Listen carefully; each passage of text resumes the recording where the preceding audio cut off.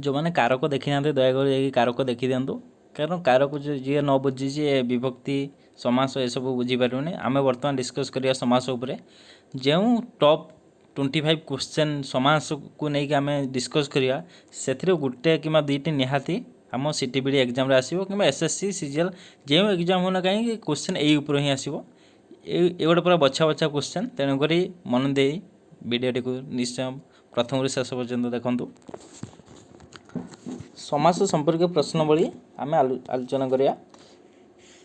पिता माता व्यासवाक्य कौन हम शीघ्र कह पिला माने पिता मातार व्यासवाक्य कौन हम। एक नंबर क्वेश्चन पिता मातार व्यासवाक्य कौन हम। पिता मातार व्यासवाक्य हम पिता और माता बुझिपार। अन्य ग्राम एक पद कले कौन हम।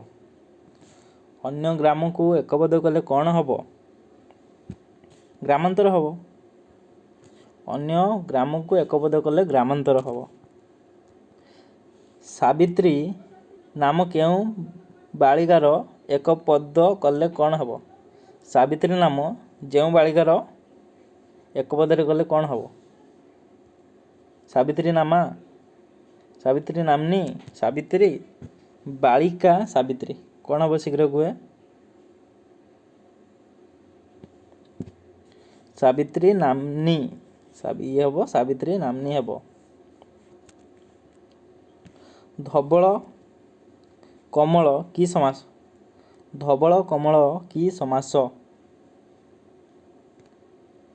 ये हूँ कर्मधारक समास। कर्मधारक समास पिले कमल धवल की समास तार उल्टा कमल धवल की समास ये हूँ उपमान कर्मधेय समास।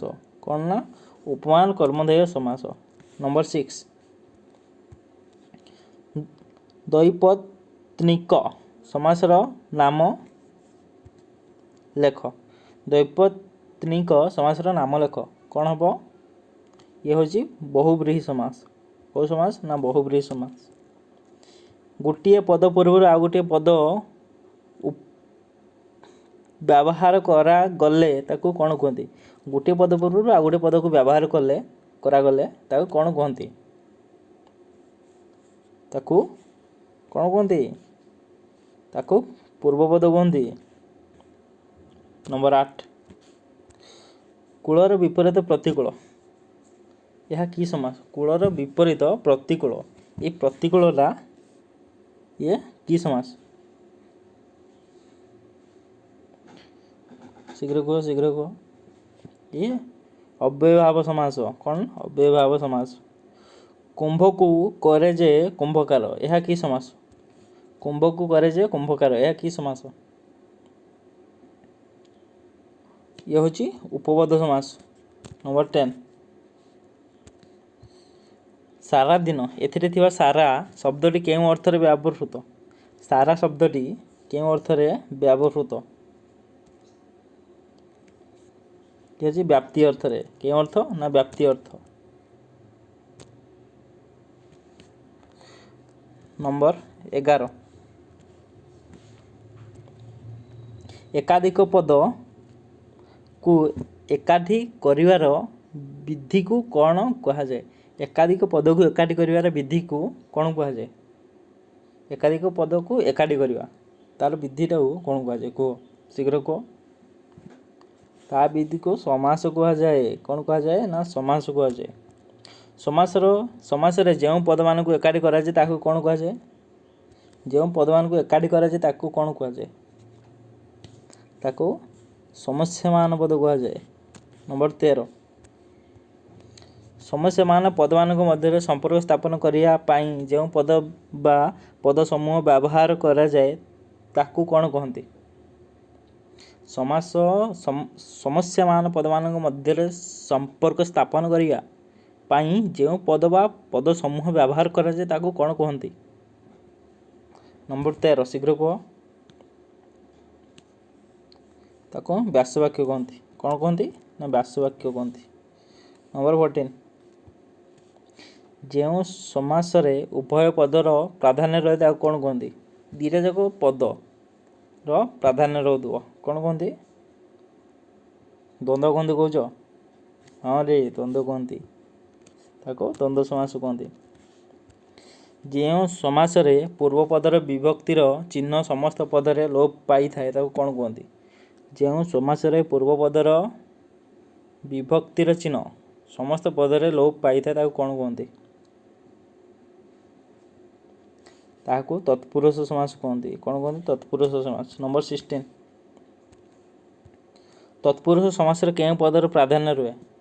ତତ୍ପୁରୁଷ ସମାସରେ କେଉଁ ପଦର ପ୍ରାଧାନ୍ୟ ରୁହେ? ପରପଦର। ଏଠି ପୂର୍ବପଦର ପ୍ରାଧାନ୍ୟ ରହିବନି, ତା ପରପଦର ପ୍ରାଧାନ୍ୟ ରହିବ। ନମ୍ବର 17, ଉଭୟ ପଦର ପ୍ରାଧାନ୍ୟ ଥାଇ ଦୁଇ ବିଶେଷ୍ୟ ବା ଦୁଇ ବିଶେଷଣ ପଦର ସମାହାର ହେଲେ ତାକୁ କ'ଣ କୁହନ୍ତି? ଉଭୟ ପଦର ପ୍ରାଧାନ୍ୟ ଥାଇ ଦୁଇ ବିଶେଷ୍ୟ ବା ଦୁଇ ବିଶେଷଣ ପଦର ସମାସ ହେଲେ ତାକୁ କ'ଣ କୁହନ୍ତି? ତାକୁ ଦ୍ୱନ୍ଦ୍ୱ କୁହନ୍ତି। ମଝିରେ ଓ କିମ୍ବା ଏବଂ କିମ୍ବା କିମ୍ବା ଯଦି ଲାଗିଯିବ ଯେ ଦ୍ୱନ୍ଦ୍ୱ ସମାସ ହେଇଯିବ ହେଲା। ନମ୍ବର 18, ଯେଉଁ ପଦରେ ପୂର୍ବପଦ ଓ ପରପଦ ଅର୍ଥରେ ପ୍ରାଧାନ୍ୟ ନଥାଇ ଅନ୍ୟ ଏକ ପଦରେ ପ୍ରାଧାନ୍ୟ ରହେ ତାକୁ କ'ଣ କୁହନ୍ତି? ପୂର୍ବପଦ ଓ ପରପଦରେ ପ୍ରାଧାନ୍ୟ ନଥିବ, ଅନ୍ୟ ଏକ ପଦରେ ଥିବ, ତାକୁ କ'ଣ କୁହନ୍ତି? ବହୁବ୍ରୀହି ସମାସ କୁହନ୍ତି। କ'ଣ କୁହନ୍ତି? ତାହାକୁ ବହୁବ୍ରୀହି ସମାସ କୁହନ୍ତି। ନମ୍ବର 19, ସଂଖ୍ୟାବାଚକ ଶବ୍ଦ ଆଗରେ ଥାଇ ସମାହାର ବା ସମଷ୍ଟିର ଅର୍ଥରେ ଯେଉଁ ସମାସ ହୁଏ ତାକୁ କ'ଣ କୁହନ୍ତି? ସଂଖ୍ୟାବାଚକ ଶବ୍ଦ ଆଗରେ ଥାଇ ସମାହାର ବା ସମଷ୍ଟି ଅର୍ଥରେ ଯେଉଁ ସମାସ ହୁଏ ତାକୁ କ'ଣ କୁହନ୍ତି? ତାକୁ ଦିଗୁ କୁହନ୍ତି। କ'ଣ? ଦିଗୁ ସମାସ କୁହନ୍ତି ହେଲା। ନମ୍ବର 20,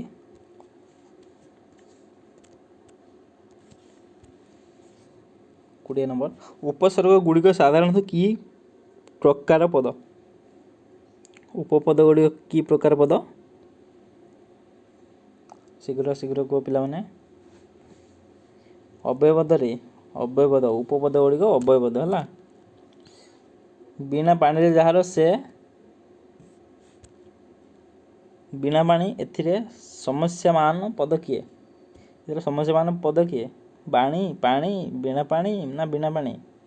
ସମସ୍ୟମାନ ପଦ କିଏ? ସମସ୍ୟମାନ ପଦ ବିନା ପାଣି। ବିନା ପାଣି ହେଉଛି ସମସ୍ୟମାନ ପଦ। ଶୁଆ ନାକ ପରି ନାକ ଯାହାର ସେ ଶୁଆ ନାକିଆ, ଏଥିରେ ସମସ୍ତ ପଦ କିଏ? କ୍ୱେଶ୍ଚନ୍ ନମ୍ବର 22, ସମସ୍ତ ପଦ କିଏ? ଶୁଆ ନାକିଆ ହେଉଛି ସମସ୍ତ ପଦ। ମୂଳରୁ ଆରମ୍ଭ କରି ଏକ ପଦରେ କଲେ କ'ଣ ହେବ? ମୂଳରୁ ଆରମ୍ଭ କରି ମୂଳରୁ ଆରମ୍ଭ କରି ଏକ ପଦରେ କଲେ କ'ଣ ହେବ? କ'ଣ ହେବ? ଅମୂଳ ହେବ। ଏଥିରେ ଭାବିବାର କ'ଣ ଅଛି? ଦୂରରୁ ଦେଖେ ଯେ ଏକ ପଦ ଗଲେ କ'ଣ ହେବ? ଦୂରରୁ ଦେଖେ ଯେ, ଦୂର ଦେଖା, ଦୂର ଦେଖି, ଦୂରଦର୍ଶୀ, ସମଦର୍ଶୀ, କ'ଣ ହେବ ଶୀଘ୍ର କୁହ? ଆରେ ଦୂରଦର୍ଶୀ ହେବ। ଯେ ଦୂରଦର୍ଶୀ କଥାରେ କୁହନ୍ତି ନା ସେ ଦୂରଦର୍ଶୀଟା, ଯେ ଦୂରଦର୍ଶୀଟା ସେଟା ହେବ ଦୂରଦର୍ଶୀ। 25, ପ୍ରତିଟି ପର ଅନ୍ୟ ଯେଉଁ ସ୍ତ୍ରୀର, ପ୍ରତିଟି ପର ଅୟନ ଯେଉଁ ସ୍ତ୍ରୀର ଏକ ପଦ ଗଲେ କ'ଣ ହେବ? ଶୀଘ୍ର କୁହ। ପତିପରାୟଣ ହେବ ହେଲା। Thank you. ଭିଡ଼ିଓଟି ଭଲ ଲାଗିଲେ ସେୟାର, ସବସ୍କ୍ରାଇବ୍, ଲାଇକ୍ ସବୁ କରିଯାଆନ୍ତୁ। ଧନ୍ୟବାଦ।